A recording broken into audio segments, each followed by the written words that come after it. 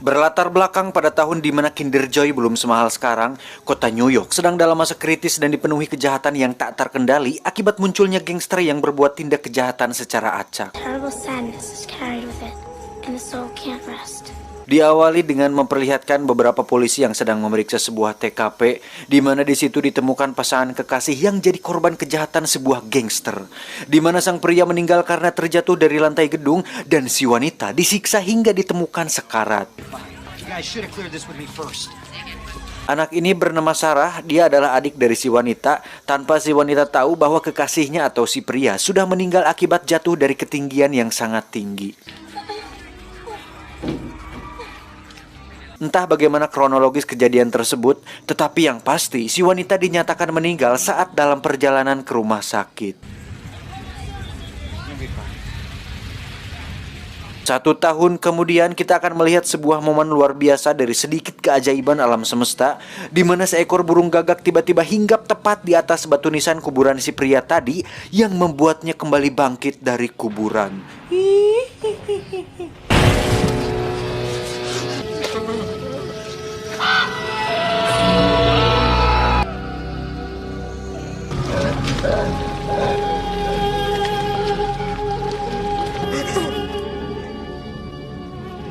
Dengan tertatih-tatih si pria pun berjalan melalui gang gelap untuk menuju kembali ke apartemen miliknya yang menjadi TKP tadi.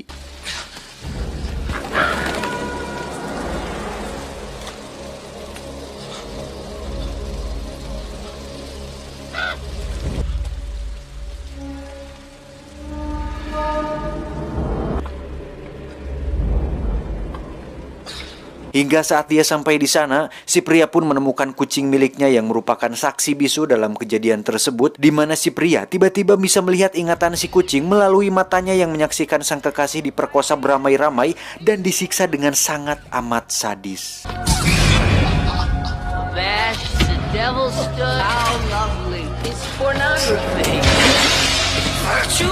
Dan saat si pria mencoba mengulangi momen jatuh dengan bergelantungan di atas kusen jendela, tangannya pun seketika pulih dan tak meninggalkan bekas luka sedikit pun. Dengan cat wajah bekas kekasihnya, pria tersebut pun melukis wajahnya dengan cat tersebut dan berniat untuk membalas dendam atas tragedi menyedihkan ini. Pria tersebut bernama Eric, alias Sang Gagak. Dan inilah The Crow tanpa Jero.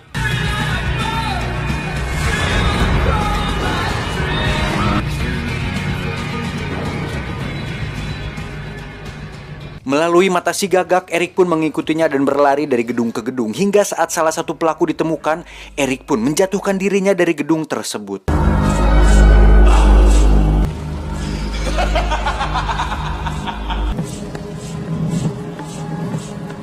Dari situ terjadi perkelahian di antara Eric dan si pelaku, di mana saat Eric mencoba melihat mata si pelaku, Eric pun menyaksikan kembali saat-saat kekasihnya diperkosa dan disayat tubuhnya dengan sangat keji, hingga membuat Eric tiba-tiba melemah.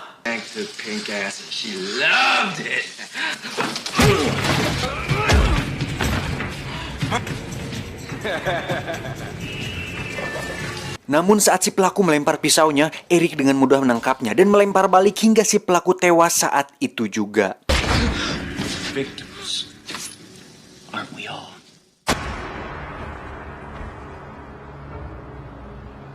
Selanjutnya Eric pergi menuju ke toko gadai di mana para pelaku menggadaikan cincin tunangan kekasihnya di sana. Si pemilik toko yang kaget langsung menembak Eric, tetapi karena Eric pada dasarnya sudah mati, tubuhnya pun tak mempan terhadap serangan fisik. Setelah mendapatkan cincinnya, Eric pun menyuruh si pemilik toko untuk menyampaikan pesan ancamannya kepada para pelaku yang lain bahwa dia akan datang dan menghabisi mereka satu persatu dengan cara yang sangat menyakitkan.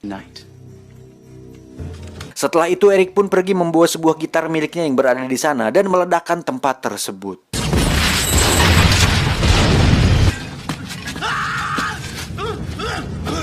Sementara itu para polisi pun menemukan jasad si pelaku tadi dengan kondisi mengenaskan, yaitu terdapat beberapa pisau tertancap di tubuhnya. Selanjutnya kita akan melihat pelaku kedua yang tengah akan melakukan pengencerotan, namun harus gagal karena tiba-tiba Eric datang menjenguknya. Karena kesal dan terus ditantang untuk menembaknya, si pelaku pun menembak Eric tepat di telapak tangannya hingga membuat sebuah lubang di sana. Namun layaknya Deadpool, telapak tangan Eric pun kembali utuh hingga saat Eric merebut pistolnya, si pelaku pun tewas dan jasadnya diletakkan di bak mandi. Sementara itu kita akan melihat si pemilik toko yang baru saja tiba di markas geng para pelaku tersebut, di mana kita akan melihat ketua dari semua gangster yang bernama Top Dollar. Ini orangnya. Si pemilik toko pun menyampaikan pesan Eric kepadanya, termasuk burung gagak dan kemampuan yang Eric miliki. Setelah mengetahui dua anak buahnya mati dan mendengar pesan yang disampaikan dari si pemilik toko, Top Dollar pun merasa bahwa ini bukan lagi main-main dan menganggap bahwa Eric adalah sebuah ancaman besar. Draven. He said his name was Eric Draven. Untuk melampiaskan emosinya tersebut, Top Dollar pun membunuh si pemilik toko tersebut dengan menancapkan pedang tepat di kerongkongannya dan menembak jasadnya beberapa kali hingga dia merasa puas untuk sementara waktu. Di sisi lain kita akan melihat dua pelaku lain yang sedang akan pergi keluar, namun satu pelaku masuk untuk belanja di Alfamart. Tiba-tiba Eric sudah berada di dalam mobil dan menyuruh satu pelaku untuk menjalankan mobilnya. Drive. Hingga saat temannya sudah pergi, si pelaku lain pun tak sengaja tertabrak mobil, namun beruntung masih selamat dan langsung mengejarnya.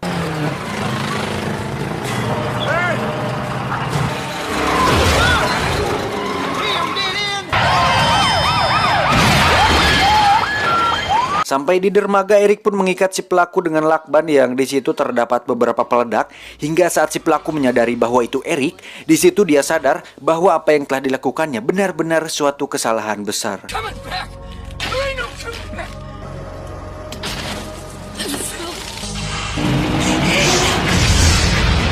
Pelaku lain yang melihatnya dari jauh pun hanya bisa melihat temannya mati tanpa bisa berbuat apa-apa.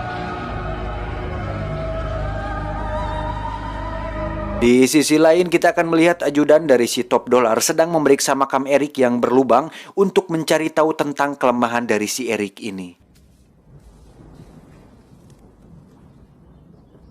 Singkat cerita, esok malam pun tiba.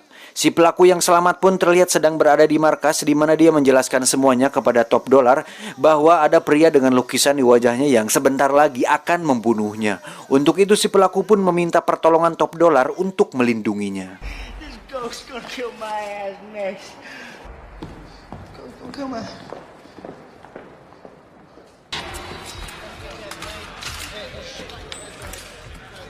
Tak butuh waktu lama, Top Dollar pun mengerahkan seluruh pasukannya dan terlihat sudah bersiap dengan beberapa senjata di meja mereka. Namun sebelum mereka berangkat, Eric justru datang sendiri ke hadapan mereka dan langsung duduk sila tepat di meja mereka seolah diulem ke sana untuk menghadiri sebuah hajatan. Eric pun mengatakan bahwa dia hanya menginginkan si pelaku dan dia akan pergi tanpa melibatkan mereka semua. Namun Top Dollar yang merasa bahwa dialah penguasa kota tersebut tak ingin menurut begitu saja dan menyuruh semua orang untuk menembakinya. Setelah Eric terjatuh, mereka pun tertawa. Tapi tiba-tiba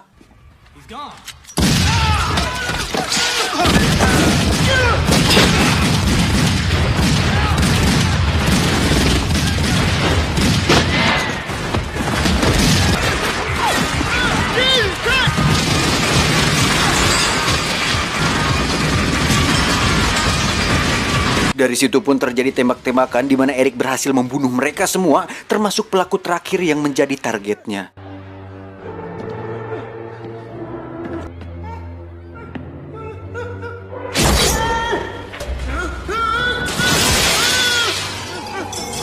Top Dollar sendiri berhasil melarikan diri bersama asisten dan ajudannya, di mana mereka akhirnya berhasil mengetahui bahwa kelemahan Eric adalah burung gagaknya, bukan burung yang ada di situ di celananya, dan memutuskan untuk menangkapnya saat itu juga. Setelah semua misi selesai, Eric pun tak punya tujuan lagi untuk tetap hidup dan memutuskan untuk kembali ke makamnya dan mati dengan tenang di sana. Namun justru dia malah menemukan Sarah dan menyuruhnya untuk pulang dan jangan menunggunya lagi di sana.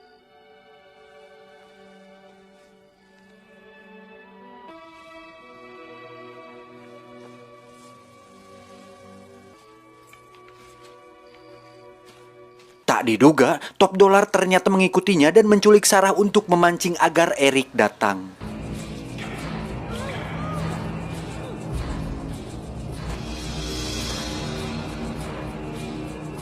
Melalui mata si Gagak, Eric pun mengetahui hal itu dan langsung datang untuk menyelamatkan Sarah. Sesampainya di sana, sang ajudan langsung menembak si Gagak yang diyakininya sebagai titik kelemahan dari Eric. Dan ternyata benar, saat Top Dollar menembaknya, Eric pun langsung tersungkur dan tak sekuat sebelumnya.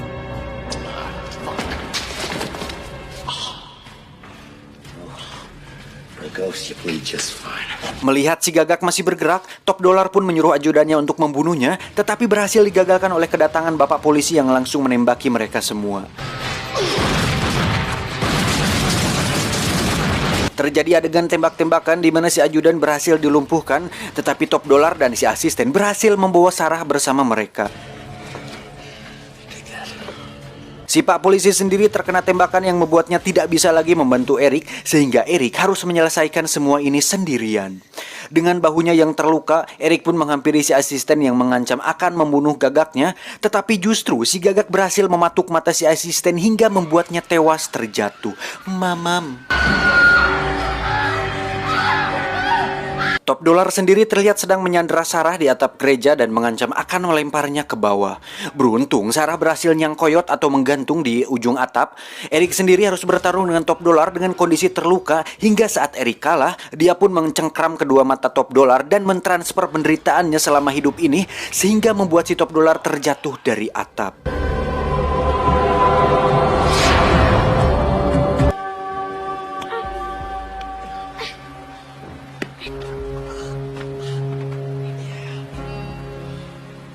Setelah semua selesai, si Pak Polisi pun berhasil diselamatkan dan Eric sendiri kembali ke makamnya, di mana di situ dia melihat mendiang sang kekasih yang memakai pakaian transparan.